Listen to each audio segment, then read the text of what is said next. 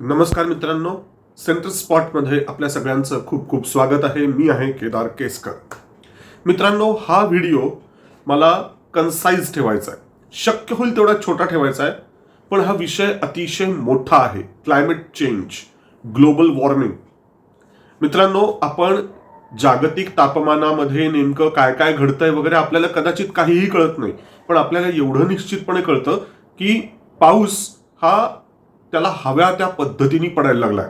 त्याचं एक वेळापत्रक जे काही सेट होतं ते आता बऱ्यापैकी कोलमडलेलं आहे. वादळांची संख्या वाढलेली आहे. दुष्काळ केव्हाही येतो, ओला दुष्काळ सुद्धा येतो. बरंच बरंच वेगळं वेगळं काहीतरी घडायला लागलेलं आहे या सृष्टीमध्ये, आणि हे आपण सगळेजण अनुभवतो. तर मित्रांनो, या सगळ्याच्या पाठीमागे क्लायमेट चेंज आहे, ग्लोबल वॉर्मिंग आहे, हे आपल्या सगळ्यांना ऐकून माहिती आहे. पण म्हणजे निश्चितपणे काय होतंय आणि पुढे काय येऊ घातलेलं आहे हे बऱ्याचदा आपल्यासारख्या सर्वसामान्यांना माहिती नसतं. गेल्या 1-2 दिवसामध्येच या बाबतीमध्ये खूप सारे प्रेडिक्शन्स झालेले आहेत. एकीकडे United nations inter governmental panel on climate change, ज्याला IPCC म्हटलं जातं किंवा UNIPCC असं म्हटलं जातं, United nations inter governmental panel on climate change, त्यांनी एक अहवाल नुकताच प्रसिद्ध केला. तो अहवाल एकीकडे आहे. ऍट द सेम टाइम आणखीन एक सायंटिस्ट आहे जो अतिशय महत्वाचा सायंटिस्ट आहे, त्याच्याविषयी मी बोलीनच, त्याचंही प्रेडिक्शन त्यावरती आलं. या सगळ्याच्या पार्श्वभूमीवरती आपण हा व्हिडिओ करतोय. फार महत्वाचा आहे. माझी अपेक्षा आहे तुमच्याकडून की शेवटपर्यंत हा व्हिडिओ बघा. हा व्हिडिओ आपल्या सगळ्यांना अफेक्ट करणार आहे. येत्या काही वर्षांमध्ये आपल्याला ह्या व्हिडिओला जो मेसेज आहे ना, त्याचा क्रक्स आपल्याला अनुभवायला मिळणार आहे. खरं तर आपण या सगळ्यातनं जातोत, पण आपल्या पुढे काय वाढून ठेवलेलं आहे हे ह्या प्रेडिक्शन्स मध्ये आहे. आणि ही प्रेडिक्शन्स कुठलेही ग्रह तारे नक्षत्र ह्याच्यावरची नाही आहेत. सायंटिस्ट लोकांनी सांगितलेली प्रेडिक्शन्स आहेत, जे आवाज आपण ऐकायला पाहिजेत. म्हणून हा व्हिडिओ शेवटपर्यंत कृपया बघा. तर हे जे ICC आहे, IPCC जे आहे, तर त्यांनी काही दिवसांपूर्वी, म्हणजे ते दरच वर्षी काही रिपोर्ट्स सादर करत असतात. तर या IPCCनी एक अहवाल प्रकाशित केला नेहमीप्रमाणे. पण हा जो अहवाल होता तो चकित करणार आहे. पृथ्वीच्या तापमानात मोठी वाढ होत आहे. हीच स्थिती कायम राहिली तर 2027 पर्यंत जगाचं सरासरी तापमान प्री इंडस्ट्रियल लेव्हलपेक्षा 1.5 अंश सेल्सिअस जास्त होईल, आणि ती मोठ्या धोक्याची सूचना ठरेल असं या अहवालात म्हटलेलं आहे. त्या अहवालातली ही सगळ्यात महत्वाची गोष्ट होती. प्री इंडस्ट्रियल लेव्हल म्हणजे 100 वर्षांपूर्वी, कदाचित 200 वर्षांपूर्वी जो इंडस्ट्रियल एरा होता, जी काही तिसरी औद्योगिक क्रांती झालेली होती, त्यावेळेला किंवा त्याही औद्योगिक क्रांतीच्या आधीची जी काही जे काही हवामान होतं, ते जे काही टेम्परेचर होतं तेव्हा जगाचं, त्याच्यापेक्षा 1.5 अंश सेल्सिअस पेक्षाही जास्त इतकं जगाची सरासरी तापमान होणार आहे असं भाकीत त्यांनी केलेलं आहे. बरं, हा जो 1.5 अंश सेल्सिअस जे आकडा आहे ना, तो थ्रेशोल्ड आहे बरं का. सेफ्टी झोनसाठी दिलेला आपल्याला थ्रेशोल्ड आहे. 1.5 डिग्री सेल्सिअस हा काही वर्षांपूर्वी सगळ्या जगांनी मान्य केलेला थ्रेशोल्ड आहे. तो थ्रेशोल्ड आपण पार करणार आहोत. म्हणजे कसं झालं बघा, हा धोका 1970च्या दशकातच जागतिक स्तरावर जाणवू लागलेला होता. मर्यादेपलीकडे उत्सर्जन जैवविविधतेवर मोठा प्रभाव टाकत असल्याचे वास्तव पुढे आले. त्यामुळे 2010 मध्ये मेक्सिकोच्या कॅन्कुनमध्ये COP16चे आयोजन केले गेले. त्यात तापमान हे प्री इंडस्ट्रियल लेव्हलपेक्षा 2 अंश सेल्सिअस पेक्षा जास्त वाढू देता कामा नये असे ठरले. मात्र द्वीप देशांनी, म्हणजे जी बेटवर असलेली देश आहेत ना, म्हणजे मालदीव्स असतील वगैरे वगैरे, सिशेल्स असतील, असे जे देश आहेत, मादागास्कर, तर अशा या द्वीप देशांनी हा स्तर आणखीन कमी करण्यावर भर दिला. कारण याही स्थितीत त्यांचं तापमान वाढेल. त्यामुळे समुद्राचा स्तर सुद्धा वाढणार. एकीकडे जेव्हा सरासरी टेम्परेचर जेव्हा जगाचं वाढतं तेव्हा ऑटोमॅटिकली पोलर आईस जो असतो तो मेल्ट होतो, लवकर वितळतो. परिणामी समुद्राचा स्तर वाढत जाणार.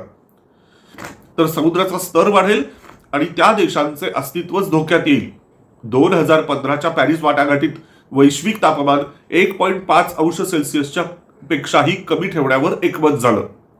2018 मध्ये आयपीसीसीने हे लक्ष्य निर्धारित केलं, मात्र ते लक्ष्य अद्यापही गाठता आलेलं नाहीये आणि ते गाठता येणं अशक्यच आहे. 2018च्या अहवालात 2030 ते 2052 पर्यंत सरासरी तापमान 1.5 अंश सेल्सिअसच्या जवळपास ठेवता येईल असं सांगितलं गेलेलं होतं. मात्र नुकत्याच जाहीर अहवालात हेही शक्य नसल्याचं समोर आलेलं आहे. त्यामुळे जगात तीव्र उष्णतेची लाट, दुष्काळ, पूरस्थिती, समुद्र स्तरामध्ये 10 सेंटीमीटरनी वाढ आदी विविध गंभीर परिणाम जाणवू लागलेले आहेत किंवा लागतील. आर्क्टिक क्षेत्राला तर याचा सगळ्यात जास्त धोका आहे, कारण तेथील बर्फ वितळत चालले आहे, अत्यंत वेगाने वितळत चालले आहे. जर्मन वॉशच्या अहवालात जलवायू प्रदर्शन सूचकांक जारी केला गेलेला आहे.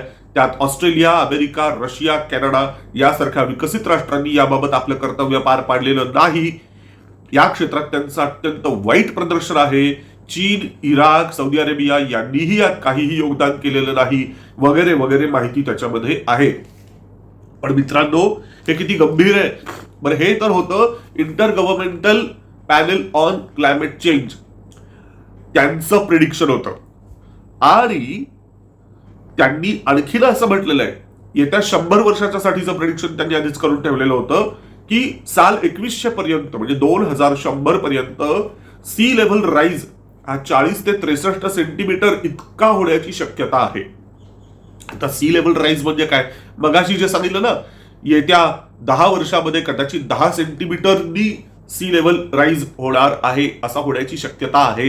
हे जे वर्तवण्यात आलेली आहे शक्यता, तर मुळात समुद्र पातळी जी असते ना, सी लेव्हल, ती अत्यंत वेगाने वाढत आहे सध्या.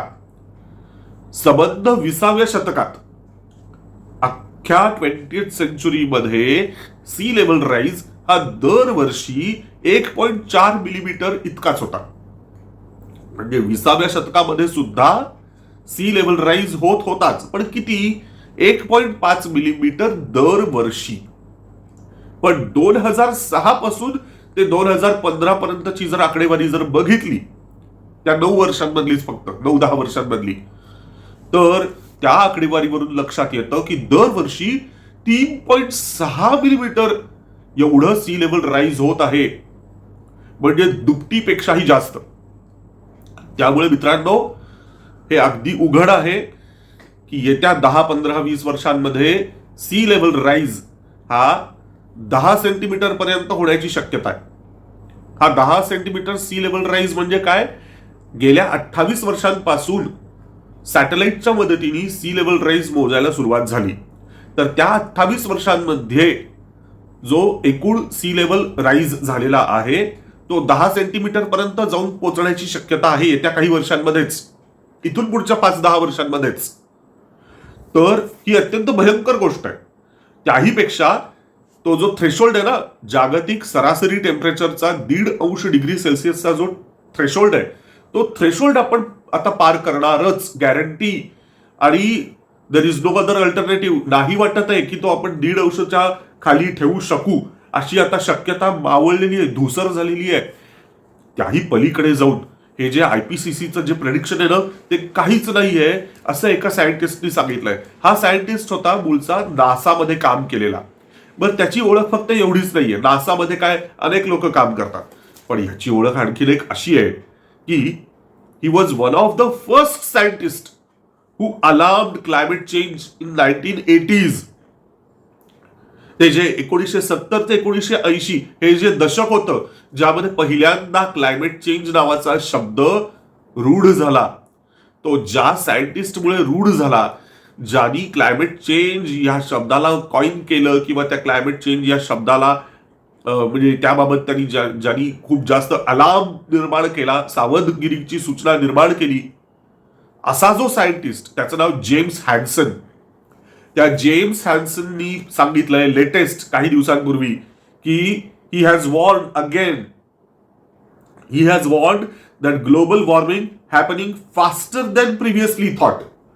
तुम्हाला म्हणजे जे मेन स्ट्रीमचे जे सायंटिस्ट आहेत जगभरातले, त्यांनी जी काही कल्पना केली होती, त्यांचे जे काही आडाखे होते, त्या आडाख्यांच्या पेक्षाही, त्यांच्या त्या अपेक्षेपेक्षाही कितीतरी जास्त वेगाने हे ग्लोबल वॉर्मिंग घडत आहे, अशी त्यांनी एक धोक्याची सूचना दिली आहे. तो तेवढ्यावर थांबत नाहीये. जेम्स हॅन्सन पुढे जाऊन म्हणतो, it could lead to critical temperature being crossed within decade. Critical temperature being crossed within decade म्हणजे काय?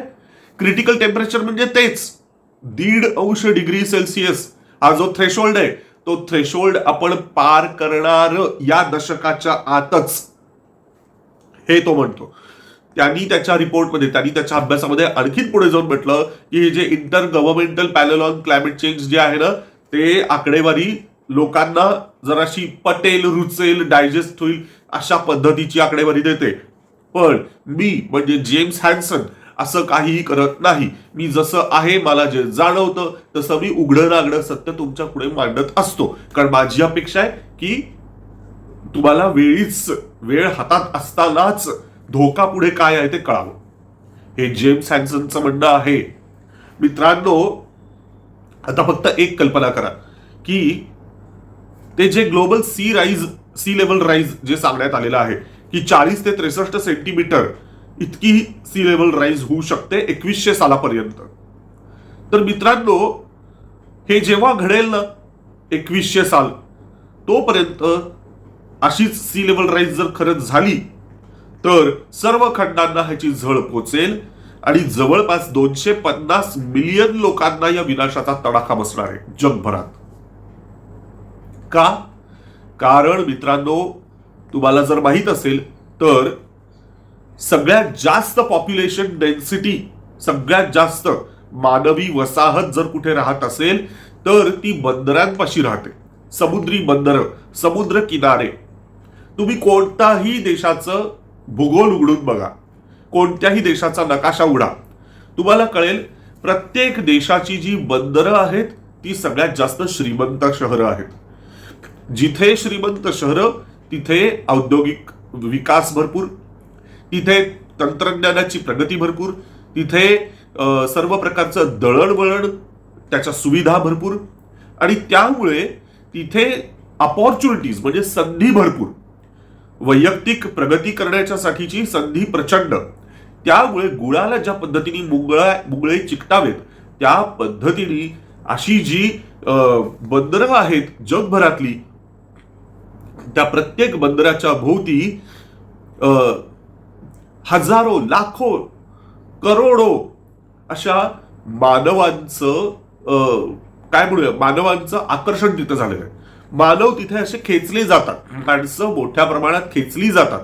जिथे जिथे अशी व्यापारी केंद्र आहेत तिथे तिथे मानव मोठ्या प्रमाणात खेचला जातो, कारण ते स्वाभाविक आहे. त्याला अर्थार्जन करायचं असतं, त्याला पैसे मोठ्या प्रमाणात कमवायचे असतात. सुरुवातीला, अत्यंत सुरुवातीला मानव जेव्हा तो आदी मानव होता, त्यानंतर शिकार करून अन्न वगैरे पोट भरणं या गोष्टी करण्याऐवजी तो हळूहळू शेतीमध्ये गुंतला आणि शेती करून तो सेटल झाला पहिल्यांदाच. त्यानंतरचा त्याचा जो टप्पा होता ना, हे शेती करण्याच्या निमित्ताने त्याला नद्या, नाले, ओहोळ याच्या काठाकाठानी तो सेटल झाला. कारण शेतीच्यासाठी पाणी आवश्यक, स्वतःच्या रोजच्या वापरासाठी पाणी आवश्यक, गुरांच्यासाठी पाणी आवश्यक, वगैरे वगैरे वगैरे. त्याच्यामुळे पाणी हा त्याच्यासाठी अत्यंत महत्वाचा घटक होता. त्यातही गोड पाणी. त्यामुळे नद्यांच्या काठाकाठानी मानवी वसाहत मोठ्या प्रमाणात निर्माण झाली. आणि मग तुम्हाला लक्षात येईल, ज्या ज्या प्राचीन संस्कृती होत्या त्या सगळ्या, म्हणजे इजिप्तमधल्या संस्कृती असतील, मायन सिव्हिलायझेशन्स असतील, आपल्या भारतातल्या सिंधू संस्कृती सारख्या संस्कृती असतील, सगळ्या महत्वाच्या संस्कृती या प्राचीन मोठमोठ्या ऐतिहासिक महत्व असलेल्या मोठ्या मोठ्या नद्यांच्या काठाकाठानी त्या वसाहती, त्या संस्कृती फळल्या, फुलल्या. त्यानंतर हे औद्योगिक क्रांती जी झाली आणि जगभरात व्यापार मोठ्या प्रमाणात जसा की व्हायला लागला तसं व्यापारी केंद्र ही मोठ्या प्रमाणात निर्माण झाली. आणि मी मगाशी म्हणालो त्या पद्धतीने समुद्री व्यापार हा सगळ्या अर्थार्जनाचा स्रोत बनला, तो मुख्य केंद्र बनला. त्यामुळे अशा त्या सगळ्या बंदरांच्या भोवती मानवी वसाहत मोठ्या प्रमाणात निर्माण झाली. नद्यांच्या ऐवजी समुद्राच्या काठाकाठाने, समुद्राचे जे किनारे आहेत तिथे बंदरं निर्माण होणार, त्या बंदरांच्या भोवती व्यापारी केंद्र, त्या व्यापारी केंद्रांच्या ठिकाणी मानवी वसाहत एकवटणं, हेच सर्वत्र झालेलं आहे. तुम्ही लंडन घ्या, न्यूयॉर्क घ्या, जगातली कुठलीही तुम्ही महत्वाची शहरं कुठलीही घ्या तुम्ही, मुंबई, आपल्या भारताच्या विषयी बोलूया, मुंबई, कोलकाता, चेन्नई, जे म्हणाल ते अख्खी जी चीनची जी प्रगती आहे, ती शांघाय असेल, आणखीन कुठली शहर असतील, सिंगापूर असेल, जपानमध्ये तर किती सारी तुमचा टोकियो वगैरे सारखी शहरं, चीनची सगळी जी श्रीमंती जी काही आहे ती सगळी त्यांच्या समुद्र किनाऱ्यावरतीच आहेत. समुद्र किनाऱ्यावरची जी महत्वाची शहरं आहेत ना, तिथंच सगळी त्यांची श्रीमंती आहे. हे सगळं कशामुळे? ती बंदरं, त्या बंदरांच्या भोवतीची व्यापारी केंद्र, यामुळे ही जी मानव जात या समुद्र किनाऱ्यांच्या भोवती वसलेली आहे, राहिलेली आहे, ती मानव जात धोक्यात आहे मित्रांनो. येत्या 100 वर्षामध्ये, म्हणजे आता सन चालू आहे 2023, तर 2100 म्हणजे 2100 पर्यंत हा जो ग्लोबल सी लेवल राईज जो होणार आहे त्याचा तडाखा जो बसणार आहे तो समुद्र किनाऱ्यांच्या प्रदेशात राहणाऱ्या लोकांना अफेक्ट करणार आहे. किती लोकसंख्या? 250 मिलियन. आणि आपण 2100 सालापर्यंत जाण्याची गरज नाही मित्रांनो. नुसती कल्पना करा तुम्ही, ग्लोबल सी लेवल राईज हा फक्त 40 ते 63 सेंटीमीटर, 63 जाऊ द्या सोडा, 40 सेंटीमीटरचा मोठा सी लेवल राईजचा आपण विचार करतोय. माझं म्हणणं आपण 10 सेंटीमीटरचाच फक्त विचार करूया, जे की आयपीसीसीनी पण म्हटलेलं आहे की येत्या 10 वर्षामध्ये 10 सेंटीमीटर पर्यंत ग्लोबल सी लेवल राईज होण्याची शक्यता आहे. तसं जर झालं तर काय होऊ शकतं मित्रांनो? कधी आपण ह्याच्यात कल्पना केलेली आहे का? 2100 पर्यंत पुढे जायची गरजच नाहीये. 1.5 डिग्री सेल्सिअसचा जो थ्रेशोल्ड आहे टेम्परेचरचा, सरासरी टेम्परेचरचा, तो थ्रेशोल्ड ओलांडून 2 डिग्री किंवा 2.5 डिग्रीच्या दिशेने आपण चाललेलो आहोत. आपली ती वाटचाल चालू आहे. 10 सेंटीमीटर पेक्षा जास्त सी लेवल राईज जर झालं तर काय होईल? तर मित्रांनो, जागतिक किनारपट्टी धोकादायक बनेल.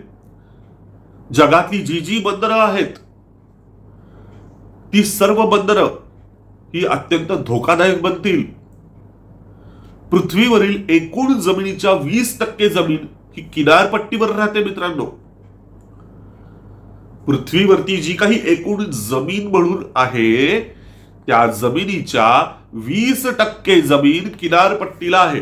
आता हे आपण कसं समजायचं? तर जिथे ऍक्च्युली समुद्र हा जमिनीला मिळतो त्या पॉइंट पासून किमान 150-200 किलोमीटर आत जमिनीच्या दिशेने तो जो पट्टा असतो तेवढा पट्टा धरायचा, की तेवढा पट्टा म्हणजे किनारी प्रदेश आहे. किमान 150 ते 200 किलोमीटर एवढा पॅच हा किनारी प्रदेश आहे असं धरायचं. आणि तसा जर तो धरला तर जगात एकूण 20% जमीन ही किनारपट्टीची आहे. म्हणजे तेवढ्या मोठ्या जगाच्या 20% जमिनीला ही गोष्ट अफेक्ट करणार आहे मित्रांनो. आता त्या 20% जमिनीवरती राहणारे लोक संकटात असणार आहेत. 3 बिलियन लोक म्हणजे किती? 40% मानवी लोकसंख्या जगभरात ही समुद्र किनाऱ्यावर राहते. 40% मानवी वसाहत. 40% म्हणजे किती मित्रांनो? 50%ला 10% कमी, फक्त 50ला 10 कमी. 3 बिलियन लोक म्हणजे 300 कोटी लोक, त्यांच्या जीवन मरणाचा प्रश्न आहे. आपण जगाचं नकोच बोलायला, आपण फक्त भारताविषयी बोलूया. हे जे काही टेम्परेचर थ्रेशोल्ड 1.5 डिग्रीचा जो टेम्परेचर थ्रेशोल्ड आहे तो जर आपण क्रॉस केला, हे 10 सेंटीमीटर पेक्षाही जास्त सी लेवल राईज जर का झालं तर काय काय होऊ शकेल, भारतावर त्याचे परिणाम काय होतील. आपण भारतापुरतं बोलू. आपल्याला एकूण समुद्र किनारा प्रचंड मोठा लाभलेला आहे, आपल्याला माहितीये.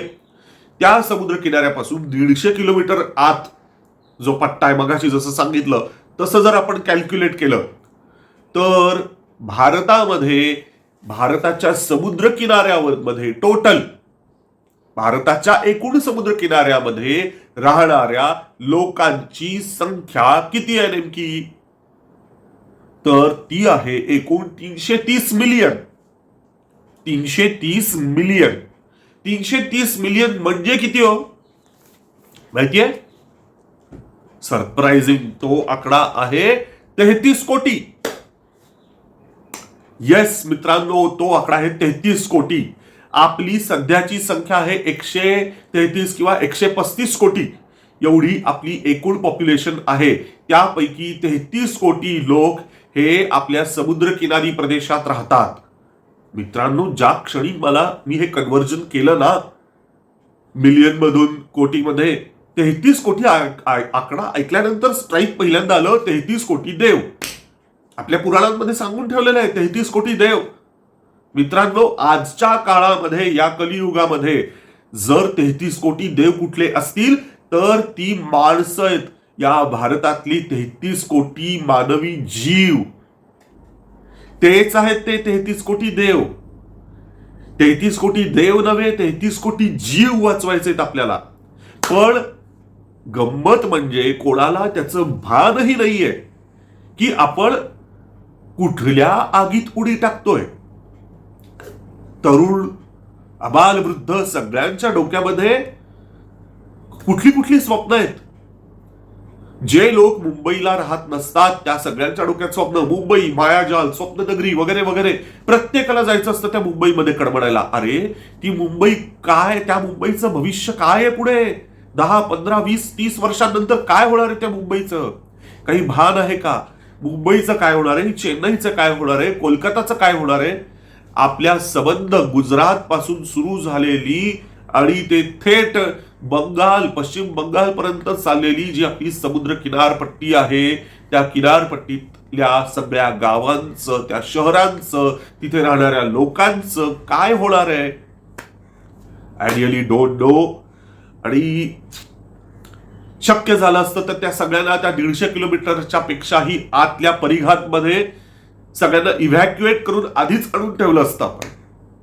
पण मग मित्रांनो प्रश्न निर्माण होतो. लगेचच लोकांनी म्हटलं असतं काहीच घडत नाहीये, काय बाजारात तुरी भटभट्टीला बारी, काय आम्हाला आधीच इव्हॅक्युएट करून ठेवलं, आमची एवढी सगळी छान प्रॉपर्टी होती, सगळं काय आमचा धंदा बिंदा मस्त होता, असे म्हणणारे लोक असतात. काय करणार? घटना जोपर्यंत घडत नाहीत तोपर्यंत लोक वठणीवर येत नाहीत. ही तर स्थिती आहे. आणि मग दरवर्षी मग तक्रार करतात मुंबईतले लोक, मुंबईची झाली तुंबई, मुंबईची झाली तुंबई. का बरं असं होतंय? चेन्नईमध्ये पण अशीच तुंबई का होते आणि मुंबईमध्ये पण अशीच तुंबई का होते दर पावसाळ्याला? मित्रांनो, समुद्र एन्क्रोच करतो आहे, आता शिरत आहे, तुम्हाला कळतही नाहीये. तो बेडूक असतो ना, गरम पॅन मध्ये जर तुम्ही पाणी घातलं आणि खालून जर का तुम्ही आधन लावलं आणि त्यामध्ये जर का बेडूक ठेवला, मी असले घाणेरडे प्रयोग केलेले नाहीयेत पण जे ऐकले त्यानुसार सांगतो, तर त्या आणि अगदी मंद विस्तव ठेवायचा. हळूहळू ते पाणी कोमट होतं आणि त्या बेडकाला काही कळतही नाही आणि बघता बघता तो बेडूक गतप्राण होतो. तो त्यातनं बाहेर पडायचा प्रयत्नही करत नाही, कारण त्याच्यासाठी ते टेम्परेचर तेवढंच असतं जेवढं त्याचं स्वतःच असतं, तेवढंच त्या पाण्याचं असतं. तुम्ही जर का कडकडीत पाण्यामध्ये अचानक बेडकाला ठेवलं तर तो त्यात तडफड करेल, त्यातनं बाहेर पडायचा प्रयत्न करेल. पण नॉर्मल टेम्परेचरच्या पाण्यामध्येच बेडकाला ठेवलंय आणि ते पाणी जर तुम्ही त्याच्या खाली मंद विस्तव लावला तर मात्र बेडकाला कळत नाही. आपलं तसं होतंय का? आपल्या किनारपट्टीत असलेल्या लोकांचं, आपल्या प्रशासनाचं, आपल्या जनतेचं? जोपर्यंत दणका बसणार नाही तोपर्यंत आम्ही शहाणे होणार नाही असं कदाचित होणार आहे का? God knows. फक्त एवढंच आहे, त्या भारतातल्या 33 कोटी लोकांचं काय करायचं, त्यांना कसं वाचवायचं. आणि समजा इव्हॅक्युएट केलं, आतमध्ये त्यांना ठेवायचं कुठे, हाही एक प्रश्न आहे. जमीन आहे का आपल्याकडे तेवढी? असो, प्रश्न खूप आहेत, उत्तरं नाही आहेत, बिलकुल नाही आहेत उत्तरं आपल्याकडे, आत्ता तरी नाही आहेत. पण ह्याच्यावरती काहीतरी विचार व्हायला पाहिजे. कार्बन एमिशन आपण कमी करू शकू का, ह्याच्यावरती प्रयत्न व्हायला पाहिजे. आणि ही गोष्ट अत्यंत सिरियसली घेण्याची आहे. ग्लोबल वॉर्मिंग ही गोष्ट काही फक्त ब्रेकफास्टच्या वेळेला, चहा कॉफीच्या वेळेला, मजा म्हणून थिल्लरपणे उडवण्याच्यासाठीचा एक विषय एवढी फक्त नाहीये. ही गोष्ट सिरियसली घेण्याची आहे. ही गोष्ट आपल्याला अफेक्ट होणार आहे. आपल्याला झाली नाही तर निदान आपल्या मुलांना अफेक्ट होऊ शकते. याची आपण गंभीरपणे याचा विचार केला पाहिजे. आणि त्यावरती काही आपण करू शकतो का, या प्रोसेसला रिव्हर्स करण्यासाठी सिंहाचा नाही निदान खारीचा तरी वाटा आपल्याला काही उचलता येईल का, याचा गंभीरपणे आपण विचार करून त्यानुसार कृती करण्याचा प्रयत्न केला पाहिजे असं मला वाटतं. मित्रांनो, तुमचे यावरती या विषयावर काही विचार जर असतील तर कृपया कमेंट सेक्शनचा वापर करा. आणि तुम्हाला हा जर व्हिडिओ आवडला असेल तर या व्हिडिओला लाईक करा, शेअर करा. तुम्हाला आणखीन काही महत्वाचे विषय सुचवावेसे वाटत असतील की ज्यावर सेंटर स्पॉटनी व्हिडिओज बनवायला हवेत असं वाटत असेल तर कृपया त्याचाही उल्लेख करा. आपण त्याही विषयांचा जरूर विचार करू. आणि मित्रांनो, सेंटर स्पॉटला लाईक करा, शेअर करा, सबस्क्राईब केलं नसेल तर सबस्क्राईब करा. आणि तुम्ही जो QR कोड बघताय त्या QR कोडला सहकार्य करा. खूप खूप धन्यवाद. जय हिंद, जय भारत.